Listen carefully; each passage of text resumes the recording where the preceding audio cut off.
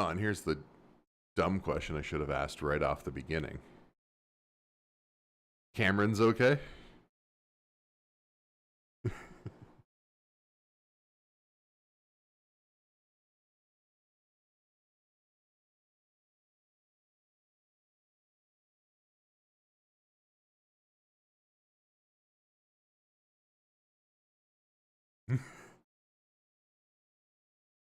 No, but you like you know, yeah.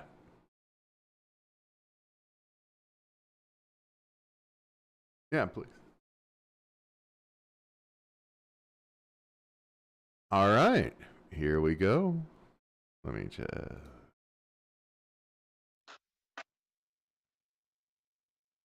Greetings, heroes. My name is David. This is Unbowed Productions, and we are here today with Cameron James. How you doing, my man? How's your day going? I'm good. I'm good. So, no, go ahead. I'm interrupting you already. Now, day's just getting started. It's a Friday, so just gonna see what I'm getting into later on. And right now, I'm good. Awesome. Um, so let's dive right into it. I guess before we do that, for anybody who doesn't know, James is London-based right now, hip hop artist, doing his thing, particularly on new media and that sort of stuff. And we've been trying to set up this conversation for a little while, and I'm really glad to have you here, and I'm really glad to be doing this. So let's get into it because we just touched on it right before we started, which is the name. How did we get to that point? So Cameron James is actually my real name. James is my middle name. Before I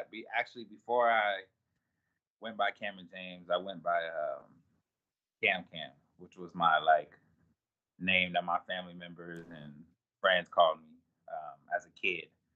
So Cam Cam was like just basically my nickname. So I went by that for the longest, and it wasn't up until maybe say 17, 18, when I decided to change my sound and music. I decided to go with so I put Cameron James.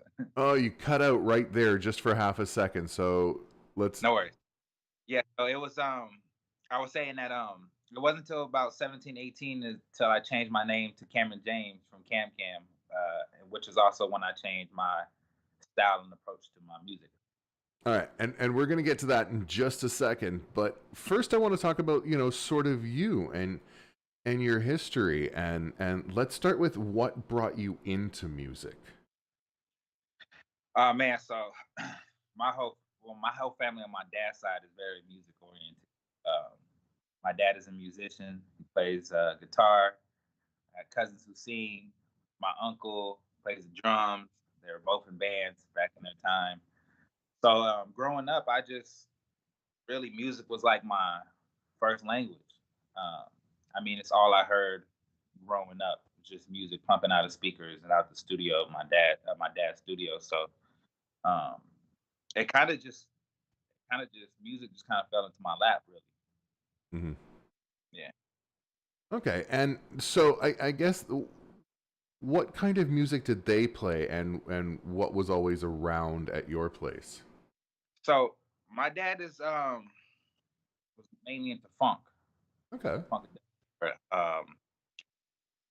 So and I also heard a lot of just old school music, just old school R&B, funk, um, some hip hop here and there, but it wasn't. My dad mainly was a lot of funk, Prince type music, and Okay. stuff. So when did you start? Like, so you grew up with that. Your dad's playing it. Your uncles are doing it. When did you start to want to make music? Um, I honestly, as a kid, like I had pictures of me playing on his piano, messing around with his studio equipment. So I guess at an early age, I kind of just always been interested, and just to see what buttons did what, and because it was always around, I just gravitated towards it. But it wasn't till I say 6 years old is when I started to like get more engaged and into music. You know, there's kids that at 6 years old and they find out they like soccer. There's kids at 6 years old and they find out they like to dance or whatever that may be. Mine was just music. I just gravitated towards it naturally. Um, and my dad kind of saw the talent in me as far as me. I did a little singing here and there when I was 6. I imitated my favorite rappers at the time, Eminem, DMX, Tupac, Mm-hmm. stuff like that. But it wasn't until I was 11 when my dad actually was like, "Hey, is this something you want to really do?" Um, and I had already before then. I had already been writing little raps and nothing really, nothing that I thought was serious, but something that I just loved to do as a hobby. And I knew that for so many years up until I was 11, 12 years old that, yeah, okay, this might be something I do want to do. So he took me to the studio and we kind of just developed my artistry and developed me as an artist um, at the age of 11, 12. And that's how it started from that age. Okay. And okay, so you're starting to hit into the studio at 11, 12. You're starting to do your own thing. And you're working with your dad, which is amazing. How did you start to craft, I guess what at that time, cam Yeah. into something? Yeah. So I started out with small performances, boys and girls clubs. That was one way that I was able to, you know, work on my artistry. So YMCA's. I did a lot of school events at the time. I did giveaways and give backs during the holidays and stuff. So turkey drives and stuff like that. Performed at those type of things. Cool.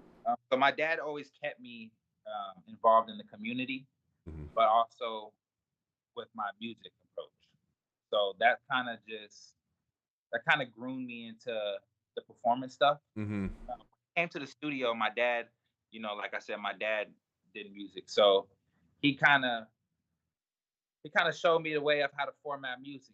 This is the chorus, this is a verse, this is 1 bar, 2 bar, 3 bars, etc. And how many bars is usually in a verse. So he kind of coached me through everything on how to make a song and how to make music, how to make a song catchy, and just basically just showed me the blueprint of how to make music, and then also with the performances. Okay. So, you hit on something in there that I really want to type to, and I'm actually going to write it down. But before we get there, I think it's important to sort of talk about where you came from and how you got here. So, Yeah. where are you from? Like you were telling me, I want you to say Yeah, so it. I'm from California, Northern California, the Bay Area to be exact. I say California, and everybody brings up, "Oh, I love Los Angeles." It's like, well, it's big Los Angeles, but yeah. So I'm from the Bay Area, Oakland area, San Okay. Francisco, that part. Um, so yeah, that's where I grew up. I moved a lot actually, yeah, throughout the Bay Area. Um, Okay. so there's many cities that I lived in throughout the Bay Area. I kind of moved around a lot. But yeah, that's just been the base of my life, really, my whole life up until 2018 when I kind of just came out here to London. So, what brought you out here to London? So what brought me out here to London is my wife. She's from out here. So Okay. I had she got pregnant, and I had to take care of responsibilities and come down here and take care of my child and be with my wife. Cool. Yeah. So, and this we're gonna start touching into something that you brought up that I really want to dive into. Mhm. But we'll start off with it. So you're growing up in Cali in what the early 2000 late 90s, early 2000s. So I was born in '95.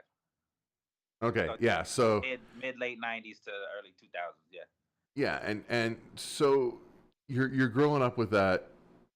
did you find that you gravitated and listened to more of that? Like, really, we'd gotten past the East Coast West Coast sort of thing, but there's still that West Coast, Yeah, sort of flavor. I think that that time, I mean, about like my earliest memories was 3, 4 years old, and I remember just listening to, just gravitating towards certain artists, which was Tupac, Eminem, DMX, Outkast. Um, Hmm. I think even though maybe what 5, 6, it was early 2000s, beginning of the 2000s, I still was influenced by that 90s era. Um, and then I had older people around me as well who listened to music, my older cousins, and listened to that 90s music. So that was Hmm. always just around me. So I gravitated towards that sound and that type of style of rap. Hmm. Yeah. And I don't want to. I hate assigning labels or whatever to artists, but you can hear that influence, particularly in your earlier stuff that's up on Spotify right now, of that, not more the sort of the smooth Tupac stuff, but the DMX, the artists have just left my head, but it's okay. Yeah. You get what I'm trying to say. Now you've moved to London, to Canada, and not just Canadian rappers have their own sort of flavor. London rappers have developed this sort of style, and you're working with the guys up here. And how has has it influenced you and thought about how you're writing and changing and doing stuff? Um, I can't really say that the London scene has influenced me. Um, but I have learned a lot from the London scene. I learned that there's so much talent out here that Hmm. that people overlook, uh, or people just haven't seen yet. Um, so I do appreciate everyone who actually stayed true to the artistry of music. It's okay to step out the box, but like I said, I come from that era where you really get it done and you really stay true to yourself. So Hmm. that's one thing that I do appreciate about London from just the artists that I met so far out here. I haven't really stepped into the scene up until this year. Um, just Hmm. just due, I guess, just a lot due to COVID. For the last 2 years, I haven't really been stepping out. Um, when I first moved here in 2018, I didn't really know anybody, so I was just kind of still getting my feet wet in the London scene and stuff like that. And then, but yeah, no, I can't say that the London scene has influenced me, but I can say that I appreciate everyone that I connected with and that are staying true to themselves. Cool. And that leads me to something that you about a little earlier, but I think that it's really sort of important to touch on. And for a lot of genres, we can sort of say it, but particularly hip hop has always been grounded in the community. And I think that once we start getting into, that really upper, media managed, record label managed stuff, you start losing it a little bit. But hip hop's grounded in community. Mm. And and you talked about your dad keeping you connected with the community. How has that influenced your writing? Because you write about sort of your life and the things around it. So Yeah, I mean, it's an easy question, I know. yeah. I mean, um, community, to be in touch with your community is very important. I feel like that's where you need to start. Um, where you are is very important, and the people around you is very important for that influence. Um, and just really, just my community too is just my own little community. Has just always been my family, Hmm. so that's always been very important too. And yeah, like I just try to always rap or talk about things that are around me and people and things that I could relate to, and talk about things that other people can relate to. So that's definitely something that's always just been important to me. That my neighbor or someone who I just knew or someone I met and got their story. even if it's not my story, I try to tell the story that I've heard from someone else, just so that way everything is relatable. Hmm. Mm. And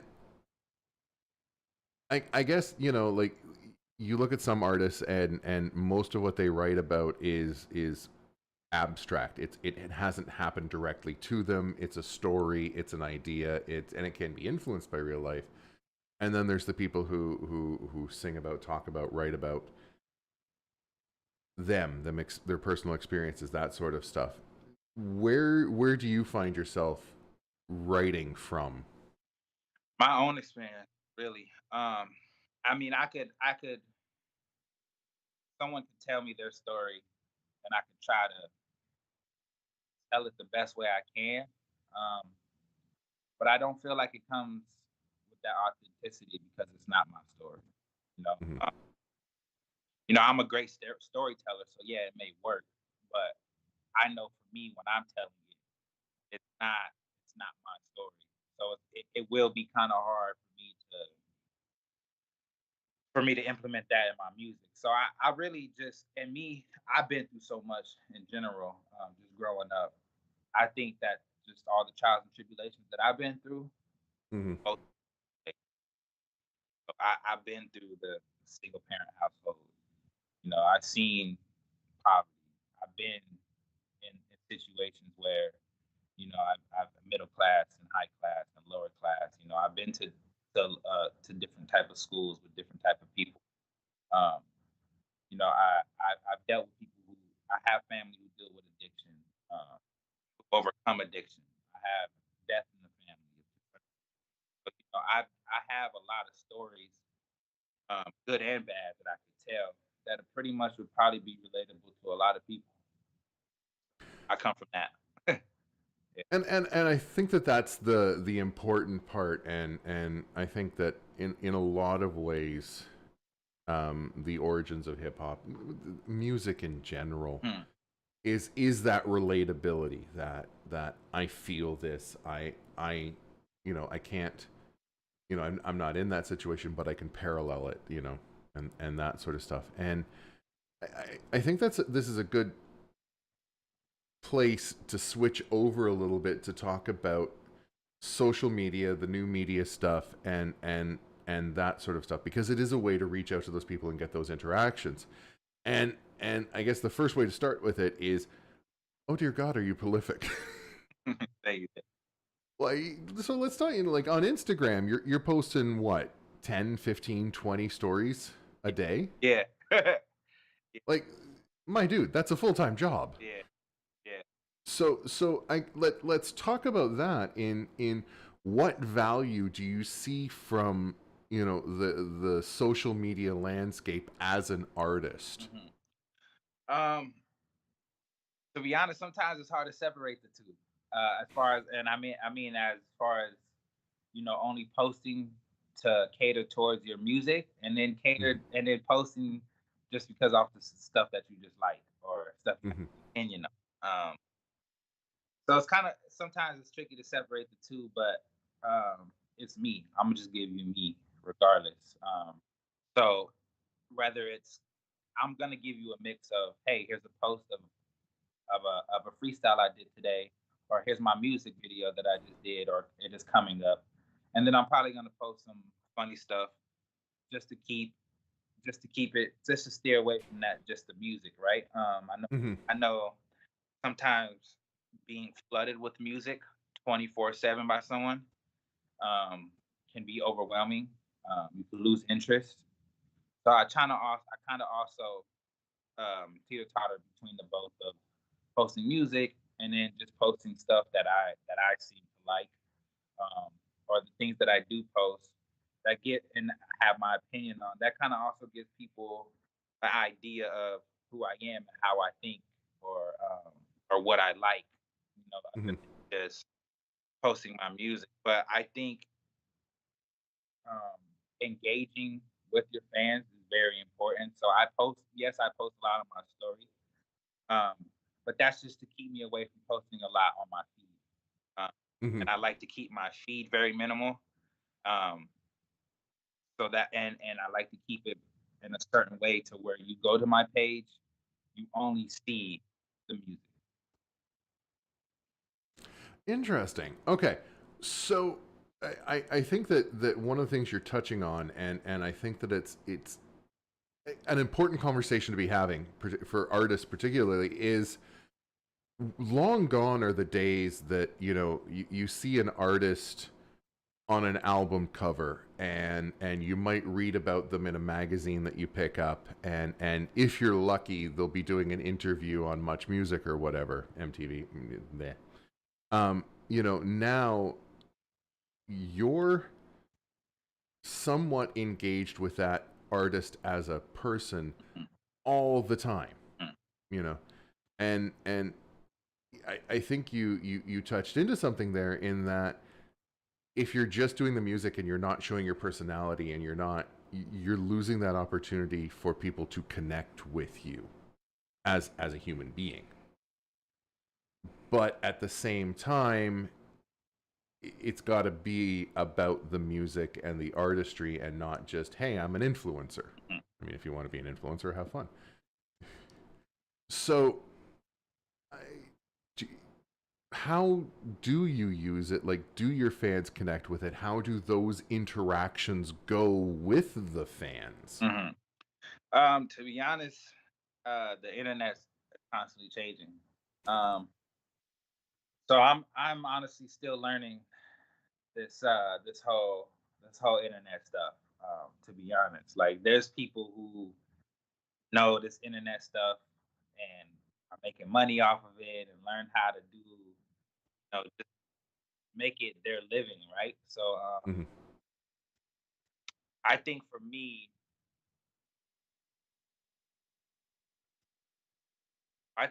it's just, I don't know, just staying authentic. I don't know how it really. I don't really know how any other way to put it. Like it's just. I guess this is just the formula that I've known for so long that I'm just sticking with it. Really, and then I am trying to figure out different ways, to engage with with my audience. Um, Maybe it's putting up promo. Maybe it's putting up a poll on my story to, hey, do you guys like this or that? Um, that's some ways I can engage with my audience for sure. Sending my posts to people, that, hey, can I get your opinion? Just stuff like that. So I'm definitely always trying to find different ways to engage, but Mm-hmm. um, I'm definitely staying true to my authentic self of how I've been Okay. And I think that is the important thing. It can become very, very easy to become a caricature, doing. to put on an act on social media. Definitely. And I think that once you start heading into that area of inauthenticity, you're gonna lose it. Hmm. You not you specifically, as a person on, Yeah. um so let's go into how do you what do you ooh, we glitched out there a second. Let's go into, how do you feel about switching away from the sort of physical medium and that record label area, into being able to do it on your own and make your own albums, release it fully independently on things like Spotify, iTunes, or Apple Music, YouTube, that sort of thing. Yeah.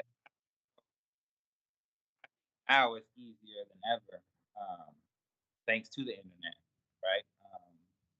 I mean, I remember when I was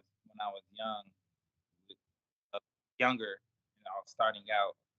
Instagram really wasn't a thing when I was 12, 13 years old. It wasn't such a people weren't posting and making the internet um, a way or a tool for them to put their music out and touch the masses of people.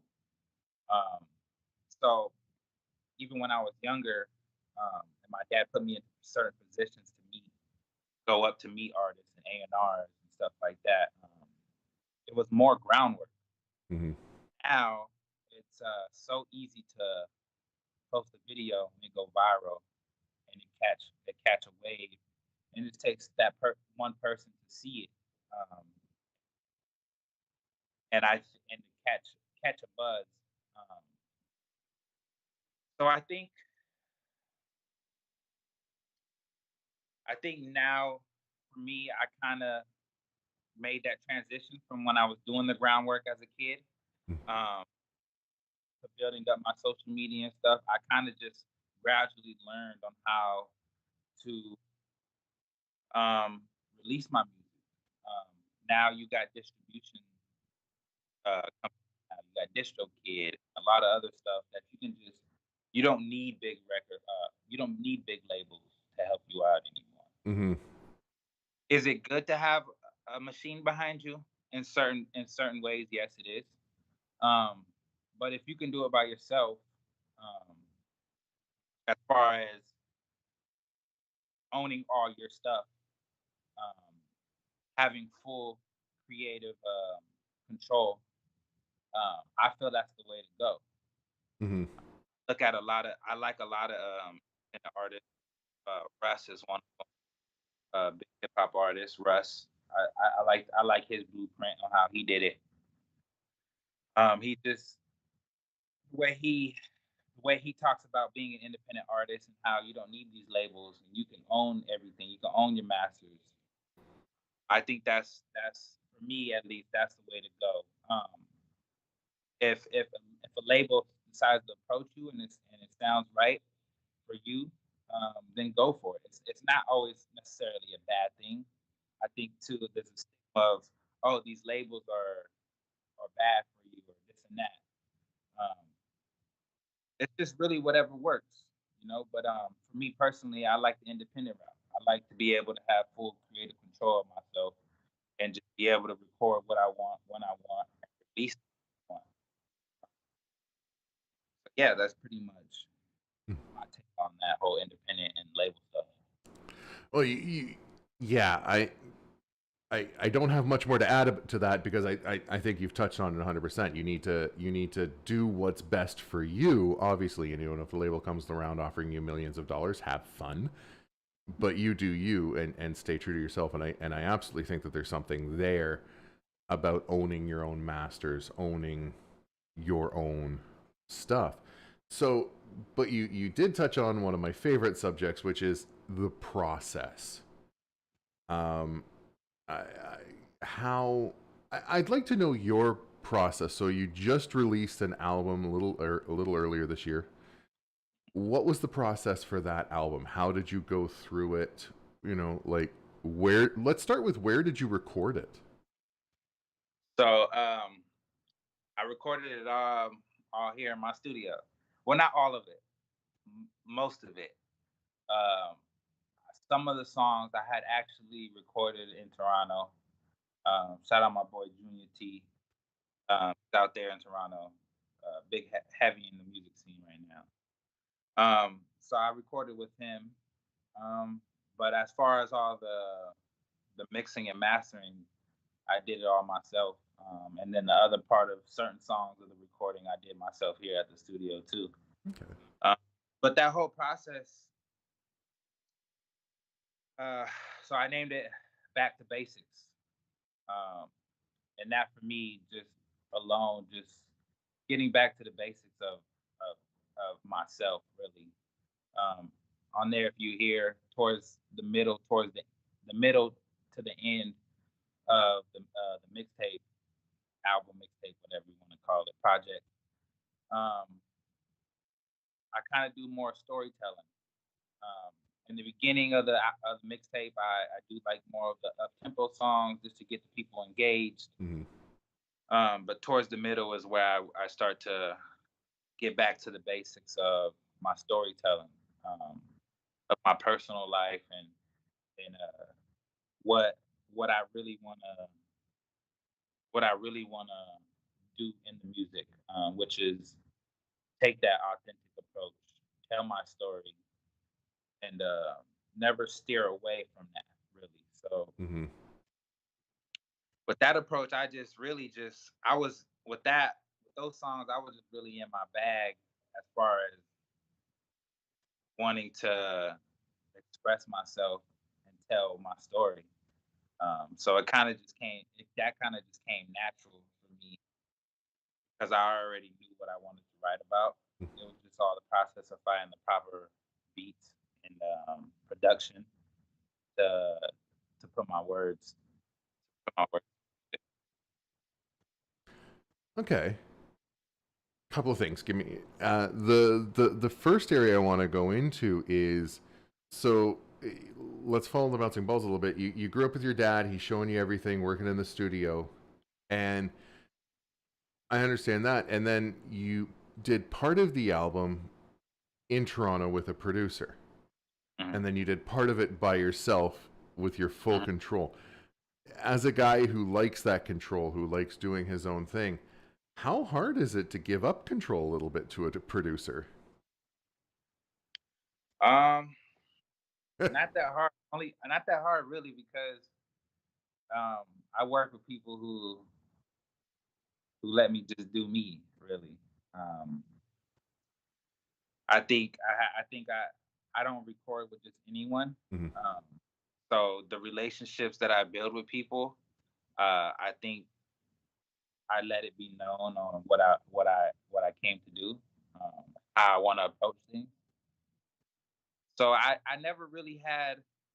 I think other than dealing with my dad, just being a dad, was when I didn't really have full creative control.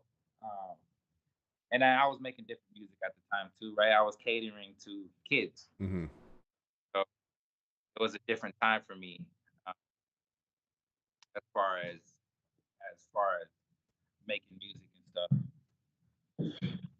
But yeah, as far as of recently in the last few years, I always had creative control. And let's touch on it then, because I think part of the problem people have now that we can do everything independently, now that we can do, is this sort of fear of letting go of not letting go of control, but bringing in a producer or somebody, and the fear that they're going to take over or put their voice into it, not yours. How to you, how important is it to find somebody that you the right people to work with? Well, yeah, And I'm totally against. I'm totally not against opinions and people giving me their advice, right? mhm, If it makes sense for me, um, and people have, I don't know it all, right? So it's like what I'm not thinking, someone else may be thinking, and I could be like, oh, I like that idea. mhm, You know, I'm always open to, of course, people giving their opinion, advice, and saying, hey, maybe let's try it this way because I didn't think of it that way, right? mhm, So maybe that way can add on to what I'm doing and make it that much better.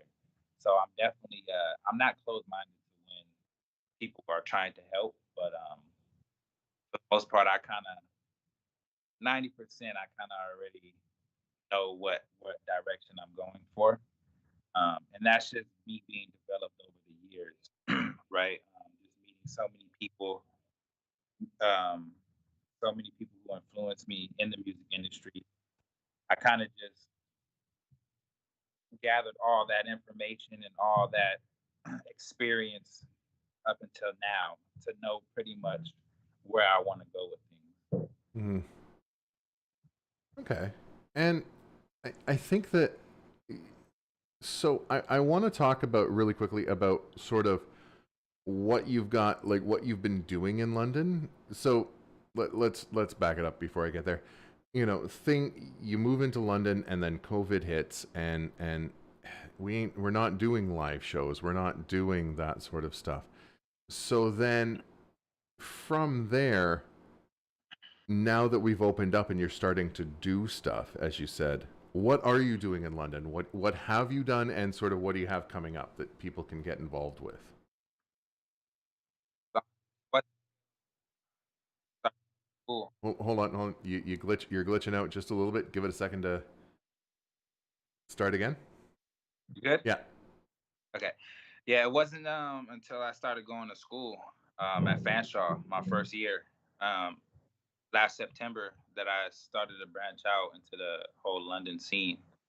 Um, Me going to school, I'm in the music industry arts program too, so that kind of helped me get out there a little bit more. But it wasn't until last September till I started stepping out of my little bubble and getting to interact with other artists and seeing what was going on around here. Mm-hmm. Um, and then up until recently, this year, beginning of this year, I just really just started reaching out to people, reaching out to promoters and uh, the artists that I do know, like Solo and stuff. Just making connections from the people he knows and reaching out to the people he knows, promoters, uh, DMing the clubs that are out here that hold performances, Mm-hmm. and kind of make those connections really. Uh, and then I just pretty much was like, hey, I'm looking to do shows, interviews, whatever I could do to get myself out there. Um, I pretty much just went full force and head on with trying to get myself out there and develop my scene out Mm-hmm. here. Okay. And so I think this is a good place to take a stop in the conversation. I do want to have more conversations with you because this has been a lot of fun, and I think that as things open up, as you get to do more, we're going to have a lot more conversations and a lot more fun. We're also going to do shows. It's going to be a lot of fun. So, I really just want to thank you for coming out and having this conversation and taking the time to talk with us here at Unbowed. Nah, So, um, I am going to have all of Cameron's social media stuff somewhere in the description below. Give it a check. Go give him some love. Check out his stuff. It is a lot of fun. thank And it really is a journey to go from the original, like from the first album that you put up on Spotify straight through. you. So Thank you. please take that journey with him. Again, thank you guys all for coming out. My name is David. This has been Unbowed.